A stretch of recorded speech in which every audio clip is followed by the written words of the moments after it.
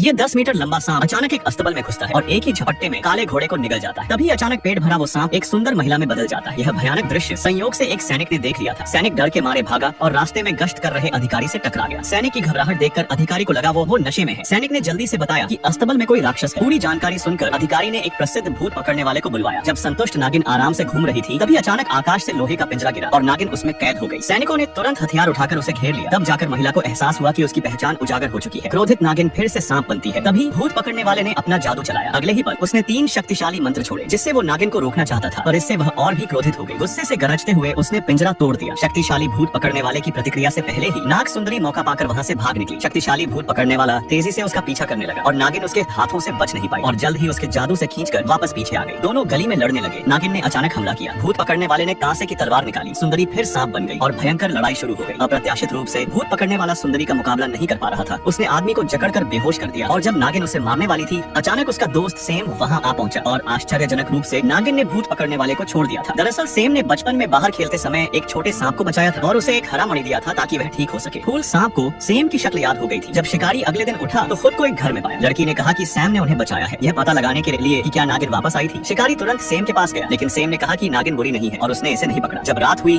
तो नागिन चुपचाप घर लौट आई। पता चला कि वह कमांडर की पत्नी थी और उसी समय कमांडर बहुत दुखी हुआ जब उसे पता चला कि उसकी पत्नी एक नागिन थी, क्योंकि वह और सांप महिला बहुत प्यार करते थे। वह इस मामले के कारण महिला से अलग नहीं होना चाहता था और आदमी के एक घूंट शराब पीने के बाद वह जल्दी से बिस्तर पर लेट गया और सो गया। पता चला कि नागिन ने पहले से शराब में नींद की दवा डाली थी और वह इस बार कमांडर को अलविदा कहने आई थी, क्योंकि वह एक नागिन पैदा हुई थी और कमांडर के साथ जीवन नहीं बिता सकती थी। दूसरे को परेशान न करने के लिए उसने जाने का फैसला किया। एक सांप का छिलका यादगार के रूप में छोड़ा और चुपचाप कमांडर को हमेशा के लिए छोड़ दिया। अगले दिन नागिन ने छिपकर कमांडर को लड़ाई के लिए जाते देखा। फिर सेम के पास जाकर कही कि वो कमांडर को देखकर वह संतुष्ट है। हालांकि उसी समय दूसरी जगह एक लड़की आधी रात को एक बड़े परिवार में घुस गई। पता चला कि ये लड़की एक 9 पूंछ वाली लोमड़ी थी। इस समय वह बहुत भूखी थी। अपनी भूख मिटाने के लिए एक चूजा चुराना चाहती थी, लेकिन अचानक शिकारी वहाँ पहुँच गए और उसे सुनहरी रस्सी से बांध दिया। फिर भी लड़की अपने असली रूप में आ गई और अपनी 9 पूंछों से शिकारी पर हमला किया। जब वह बचकर खिड़की से कूदकर भागने लगी, शिकारी भाई ने हार नहीं मानी, तुरंत उसका पीछा किया और फिर से लड़ने लगे। अचानक नागिन बीच में मदद करने आई। शिकारी भाई दोनों को पकड़ना चाहते थे, लेकिन तभी सेम फिर से प्रकट हुआ और शिकारी को रोक दिया। पता चला कि लड़की एक 9 पूंछ वाली लोमड़ी के रूप में पैदा हुई थी, लेकिन उसे मनुष्यों के प्रति कोई बुरा इरादा नहीं था। वह सिर्फ सामान्य इंसानों की तरह रहना चाहती थी। सेम के समझाने के बाद दोनों पक्षों ने गलतफहमी दूर कर ली और अंततः संकट का समाधान हो गया।